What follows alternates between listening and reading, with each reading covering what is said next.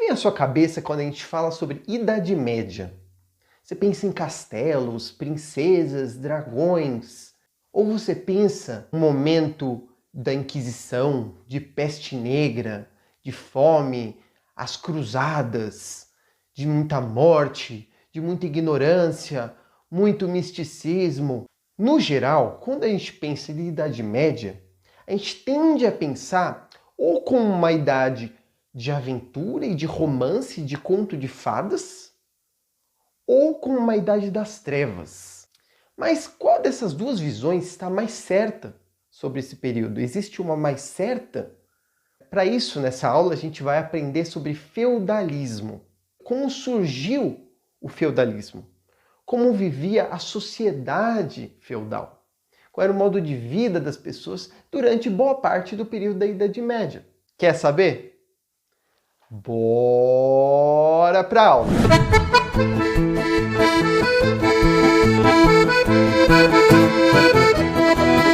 Fala galera, tudo bem com vocês? Eu sou o professor Alexandre Terini, eu sou professor, historiador e mestre em História formado pela PUC São Paulo, e esse aqui é um canal para todos os curiosos em História e também para aqueles que vão fazer o Enem e os vestibulares ou que querem fazer um reforço escolar para estudar para a prova, por exemplo, ou para um concurso.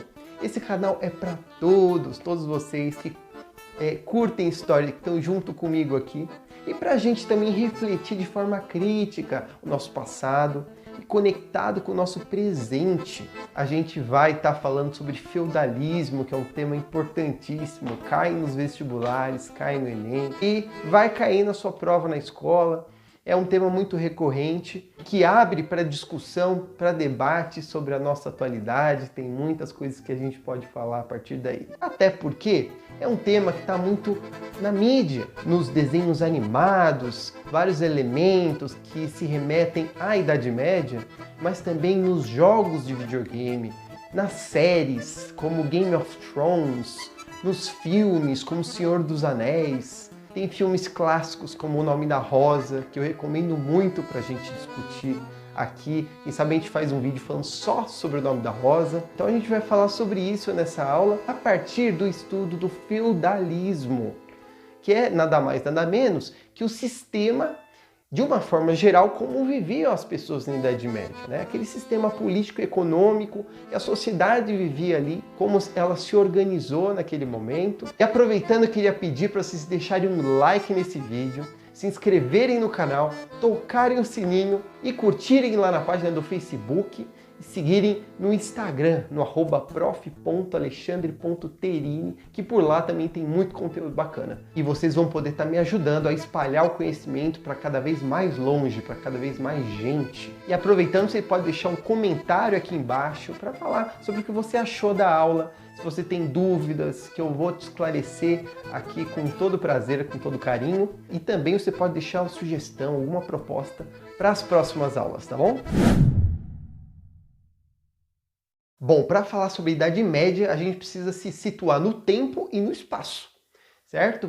Então, como toda aula, eu começo com uma linha do tempo. E olha aí na tela, essa linha do tempo de Idade Média. Ela é marcada no seu início pela queda do Império Romano em 476 e ela se encerra em 1453 com a queda de Constantinopla, a capital do Império Bizantino, o antigo Império Romano do Oriente. O Império Romano, veja, como marcou o início e o fim da Idade Média. E por que afinal se chama Idade Média? Ela foi batizada assim, não por quem vivia na Idade Média, né? Mas posteriormente, principalmente ali na Idade Moderna, pelo movimento renascentista e pelos iluministas, que usaram esse nome para dizer que era um período mediano, que intermediava um período anterior, que era o período da Antiguidade, né, imediata ali, da Antiguidade Clássica, em que floresceram tanto a Grécia Antiga e a Roma Antiga, que era idealizada por esses movimentos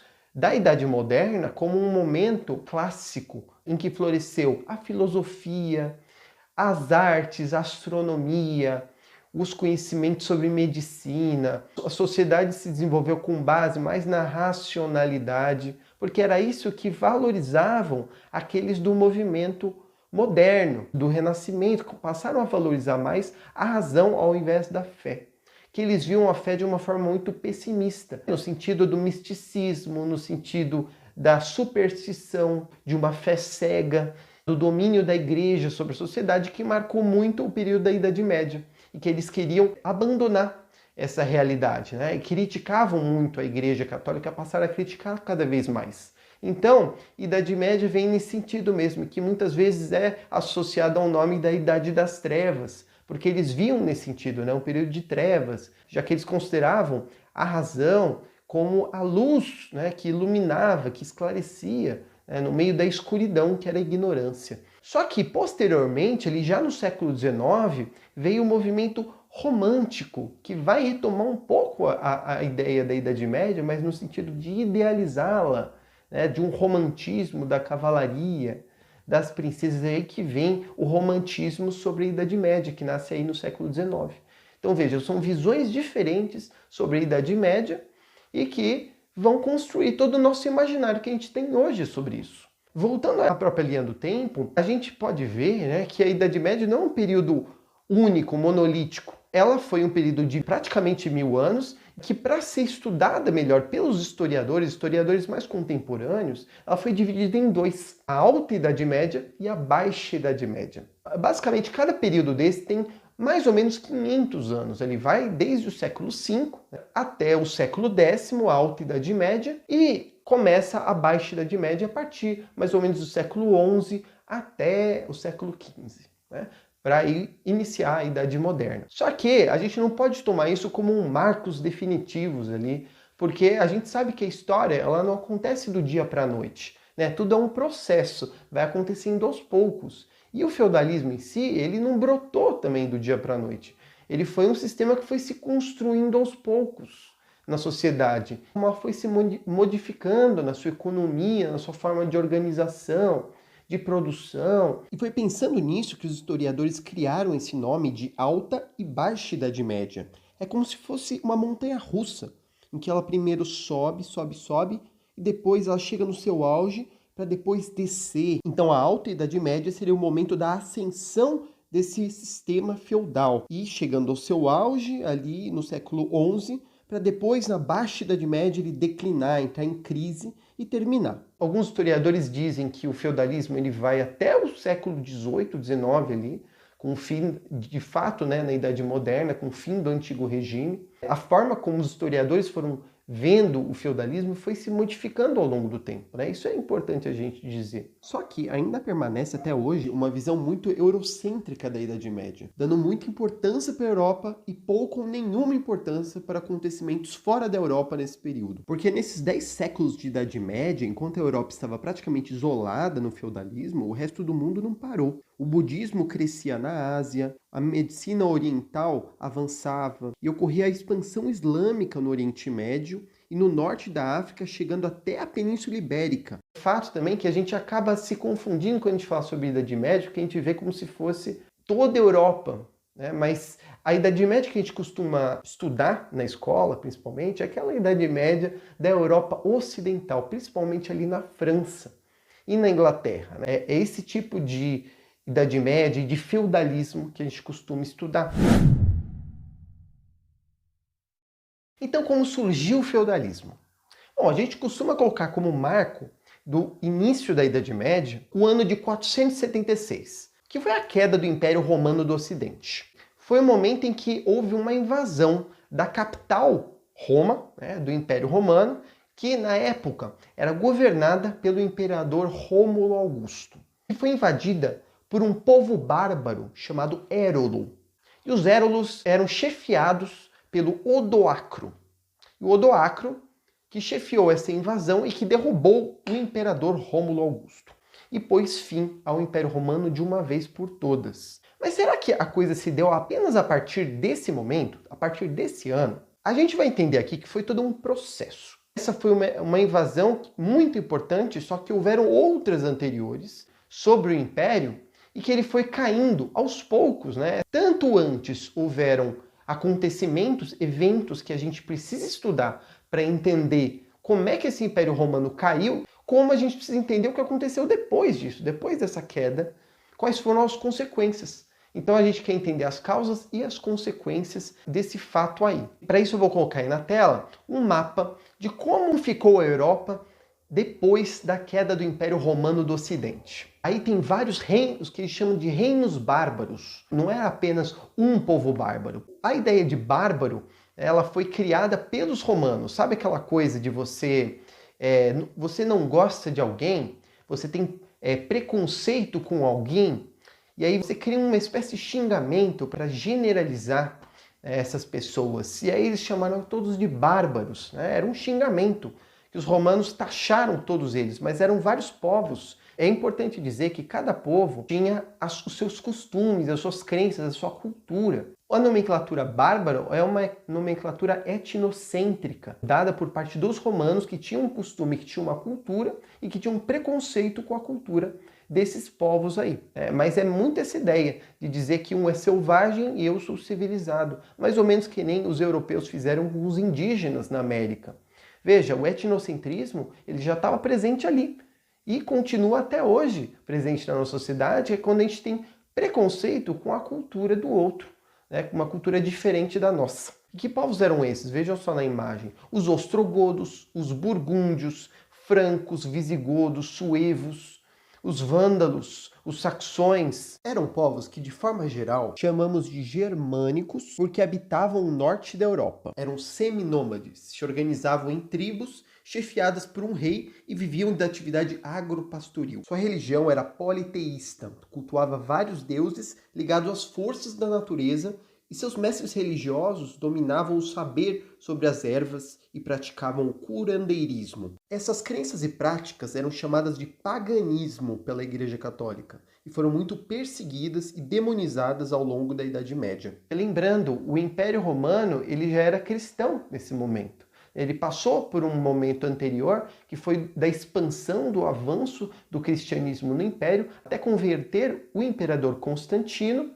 O imperador Constantino converteu todo o Império em cristão, inclusive fundou uma nova capital ali no Oriente, que é Constantinopla.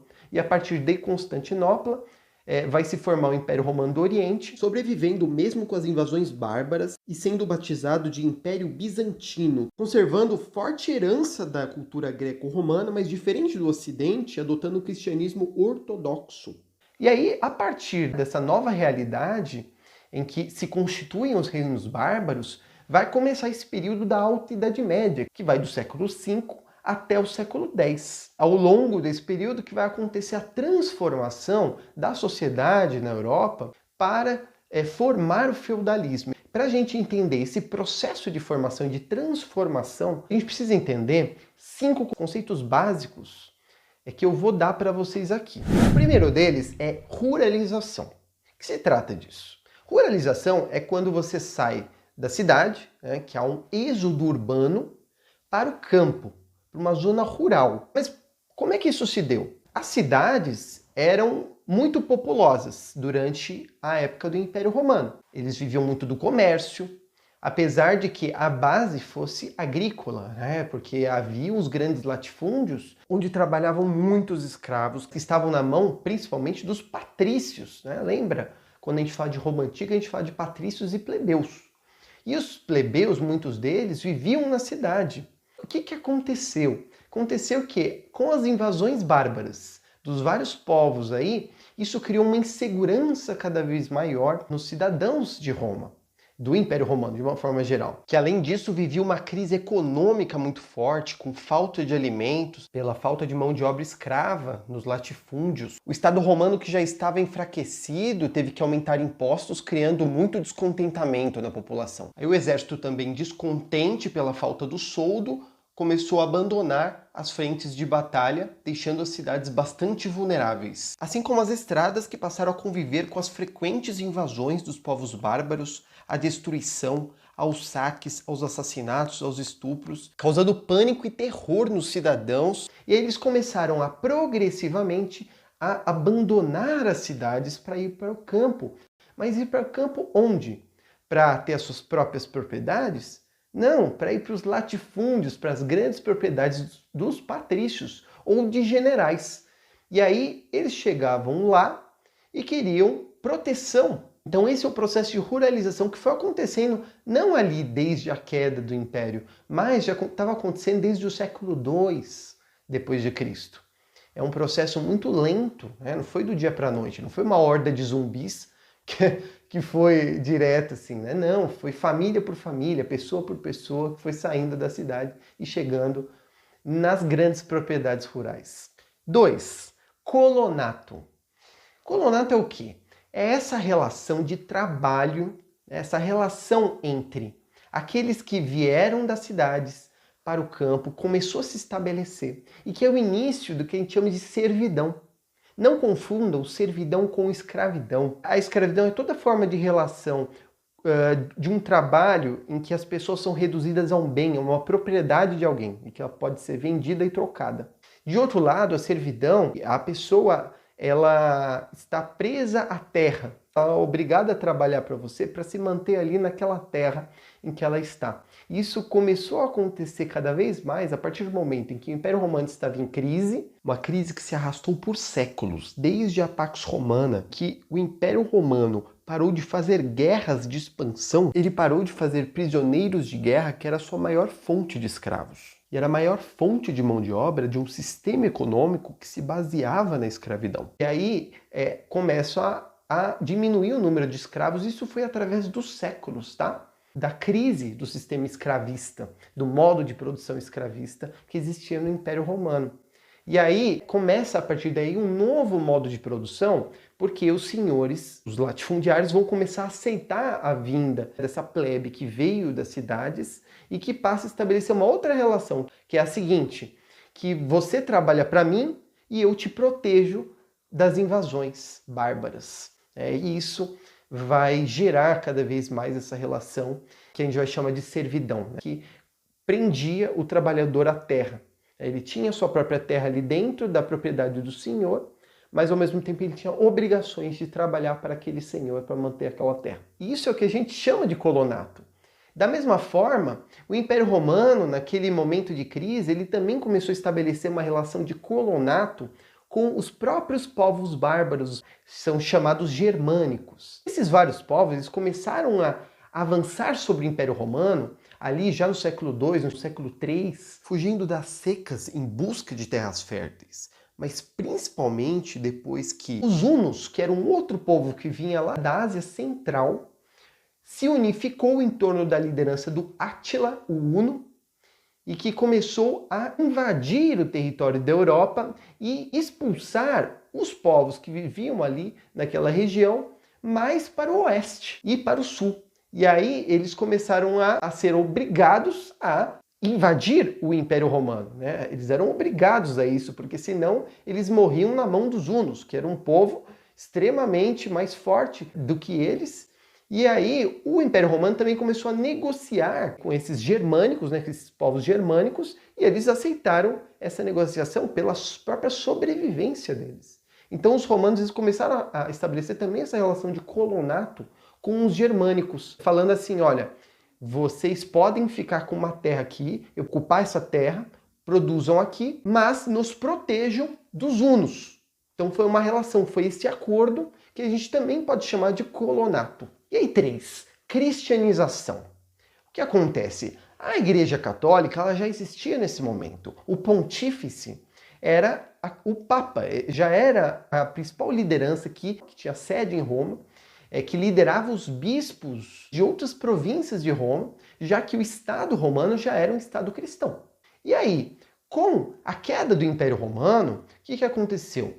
O Papa, a Igreja Católica, de uma forma geral, começou a buscar se aliar ao novo poder que estava surgindo, que era dos vários reinos bárbaros, de forma a convertê-los ao cristianismo. O principal deles que eles vão converter era o povo franco, que passou a constituir o império durante a chamada Alta Idade Média, e é aí que a Igreja Católica ela vai se expandir cada vez mais, vai ocorrer essa cristianização. E a união entre o povo romano e o povo germânico. Daí que a cultura desses dois povos vai se fundir. O que nos leva ao quarto conceito, que é o comitatus. Comitatus é um costume germânico É uma forma de organização política dos povos germânicos e que vai ser cada vez mais adotada pelos romanos. E no que elas consistia? Porque a gente sabe que os romanos tinham uma forma de governo, que era baseada no Estado, no Senado, num imperador, enfim, num poder centralizado, e que havia uma hierarquia ali, em que os patrícios estavam acima e que governavam a plebe. Agora, os germânicos tinham uma outra ideia. A ideia deles era a seguinte: os guerreiros, os líderes, eles se comprometiam com o chefe, faziam um juramento de lealdade ao chefe e que juravam defendê-lo até a morte. Isso era muito valorizado pelos povos germânicos, essa relação de lealdade, de coragem, de bravura, que era uma característica da cultura desse povo. E aí, nessa convivência que durou séculos, tá? Entre germânicos e romanos, nesse colonato que eu falei para vocês, essa forma de organização começou a ser adotada pelos romanos também.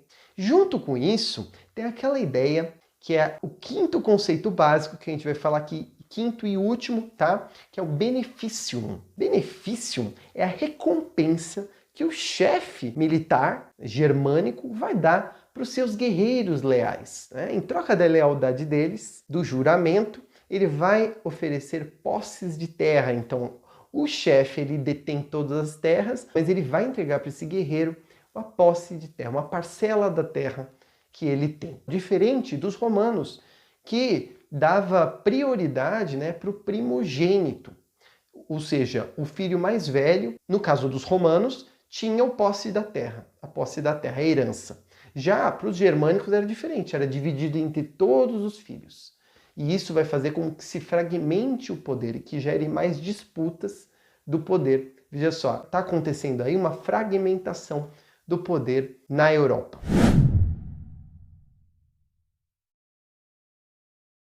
A gente vai começar falando da economia, para a gente entender em que bases que está essa sociedade. Em termos marxistas, qual é o modo de produção feudal? É simples, é a agricultura, agropastoril. Certo? Então a gente vai ter pastos, a gente vai ter agricultura de subsistência, tá? Voltado para a sobrevivência. A Europa ela vai parecer uma coxa de retalhos, em plena ruralização, como eu falei para vocês. É uma Europa rural predominantemente. A maior parte da população vai estar dentro dos feudos. Vai existir cidade? Nunca vai deixar de existir cidade. Só que as cidades diminuíram muito. Assim como o comércio. O comércio não deixou de existir. Quem disse que não tinha comércio na Idade Média, mentiu. Tinha comércio sim, só que boa parte do comércio que acontecia dentro dos feudos era uma atividade de troca in natura. Ao invés de se utilizar uma moeda, se utiliza produto por produto. É o escambo, a troca do produto. Então eu troco 5 cabeças de gado por 10 galinhas. Beterraba por cenoura. Enfim, isso se tornou cada vez mais comum porque as cidades começaram a ser depopuladas, teve um êxodo urbano. E aí o comércio enfraqueceu muito, sob toda aquela insegurança na Idade Média. Ir para as estradas era algo muito perigoso. E nas estradas, em geral, que ocorria o comércio. O transporte de mercadorias. Viraram alvo de saques, de muita violência. Então, a tendência foi todos se encastelarem cada vez mais nos feudos. Além da agricultura, também o artesanato existia ali como uma atividade importante. Você tinha o ferreiro, o marceneiro, carpinteiro, enfim, você tinha essas atividades que estavam em função dos camponeses, da vida no campo. Só que ali por volta do século XI, você teve um desenvolvimento das técnicas agrícolas em que se fez inovações no arado. O arado já existia desde a antiguidade, que é essa forma de você arar a terra de uma forma mais efetiva, para você ter mais produtividade, mais fertilidade. E isso foi desenvolvido melhor pelo homem medieval. Então, existiam aqueles mecanismos que você colocava uma pá de ferro e ela ia passando na terra e criando sulcos ali, buracos na terra mais fundos, para ir caindo as sementes entrarem na terra mais fundo, para que desse mais frutos. Que ele colocava não apenas bois, mas cavalos para puxarem essas carroças aí, que é o que ele chama de charrua. E aí também começou a se utilizar muitos moinhos d'água, moinho de vento, né, para moer, né, os grãos, fazer a farinha. Os moinhos passaram a ser muito utilizados na Europa a partir daí. Tanto que você tinha o moleiro, né, que cuidava do moinho, e você tinha o forno ali dentro que se fazia o pão. Então isso foi cada vez mais gerando também mais produção agrícola na Europa. E isso melhorou a qualidade de vida, isso aumentou a população e criando esses excedentes, né, permitiu que voltasse a crescer o comércio. Aí a gente tem um renascimento comercial que vai levar à crise do próprio feudalismo. Política.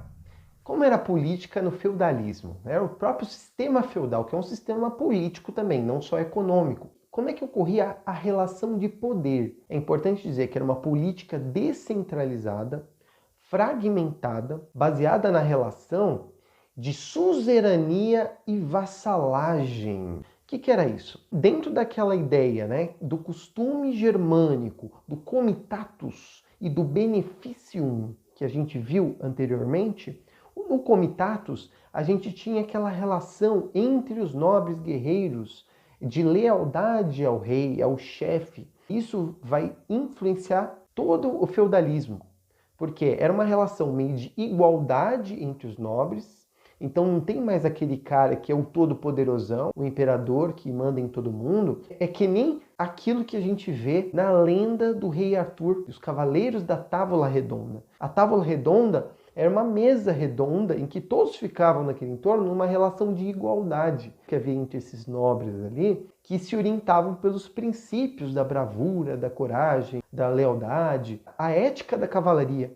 E aí dá para entender por que nessa época os reis não tinham muito poder, eles tinham pouco poder. Tem uma frase muito famosa sobre a Idade Média, sobre o feudalismo, em que o rei reina, mas não governa. Por quê? O rei tinha poder de direito, mas quem tinha o poder de fato era o senhor feudal. Ou seja, o poder era descentralizado, tá? Então veja, o suzerano é aquele que vai oferecer a terra dele para o vassalo morar ali, ter a sua propriedade de terra e ali fazer o que ele quer. Em troca, o vassalo tinha o dever de protegê-lo em caso de uma guerra, em caso de um perigo, ou até numa conquista militar, ele ia ajudar, ia fazer parte do exército, da cavalaria. É uma relação entre eles ali, um compromisso entre eles. E aí fazia um juramento, o gesto que os vassalos faziam diante do suzerano para selar o compromisso. Eles também podiam selar com um beijo, era para selar o compromisso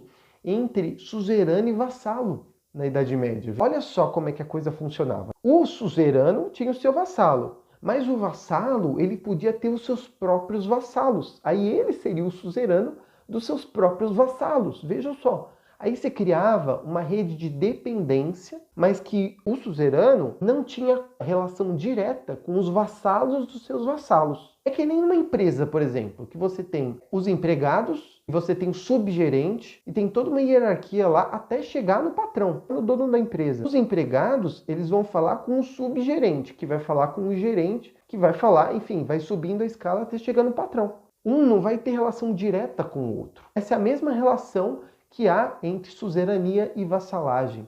Entendeu agora? Então, guarda aí, relação suzerania e vassalagem é a principal característica política do feudalismo. 3.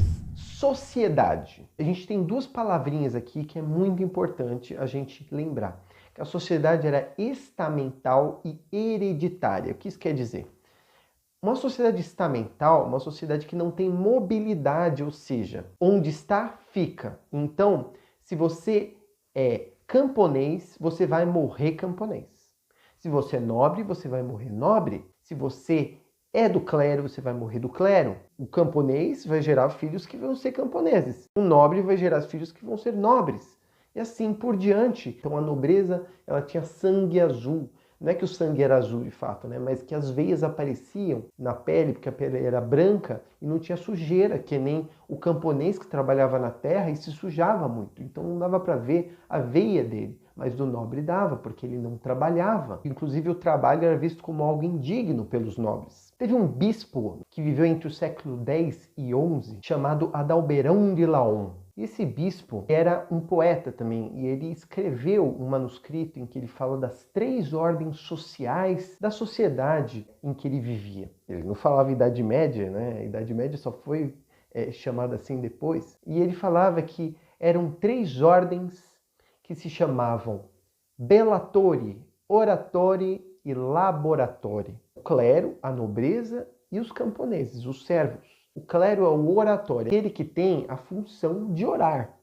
Orar a Deus, né? Pedir a Deus pela proteção espiritual daquela sociedade. De outro lado, você tem a Bellatori, que vem de bellum, que quer dizer guerra, fazer guerra, proteção armada, a cavalaria, a nobreza prestava o serviço militar para a sociedade. E o laboratório são os servos, ou seja, aqueles que vão para a labuta, né, que trabalham. Então, a obrigação deles é plantar, colher, sustentar, alimentar o clero e a nobreza. Cada um deles tinha uma função na sociedade para permitir um equilíbrio, permitir uma ordem. Tinha uma função que gerava uma harmonia na sociedade. Segundo o Adalberon, ele queria o quê?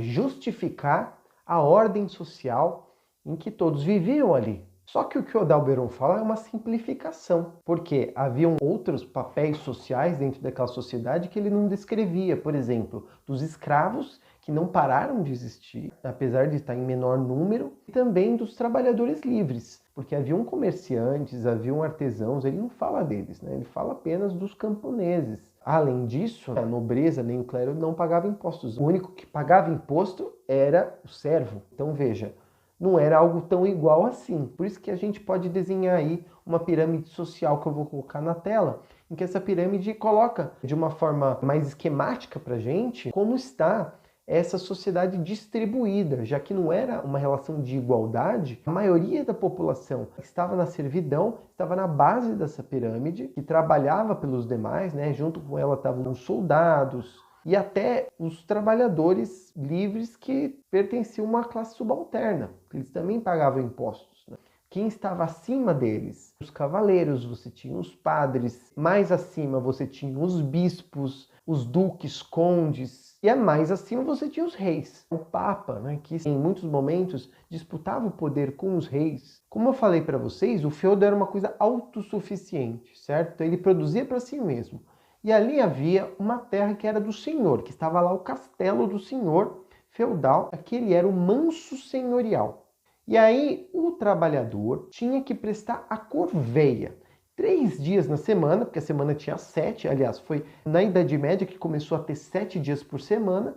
Ele vai lá nesses 3 dias para trabalhar na terra do Senhor. Só que é a menor parte desse feudo. A maior parte pertence aos servos, que é o manso servil. Também tem o manso comunal, que é de todos ali, da comunidade, vamos dizer, todos podem trabalhar naquela terra, mas ela fica um pouco largada, porque eles têm que, o restante da semana, trabalhar na própria terra para se sustentar. E aí, os outros 3 dias, eles têm para trabalhar na própria terra, no manso servil, na terra deles, para se sustentar, e um dia por semana eles têm para descansar. Só que, nesses dias que ele está trabalhando na terra dele, tem a talha, que é a segunda obrigação, que é o imposto sobre aquilo que ele produz na própria terra. Mas não parou por aí. Além disso, todas as ferramentas que ele usa, o moinho para moer o trigo, para fazer o pão, tudo isso ele também tem que pagar impostos, que é as banalidades, terceira obrigação servil.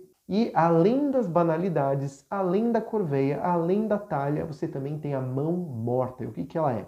Quando o servo morre, o senhor vai lá e tira uma parte da herança desse servo que morreu, mais um imposto que ele tem que pagar até quando morre. E além disso, veja só, ainda tem um imposto para a igreja, que é o dízimo, 10% da produção dele, olha só. Mas aí, se ele quiser reclamar, vai ter que reclamar com Deus, porque a igreja é representante de Deus na terra.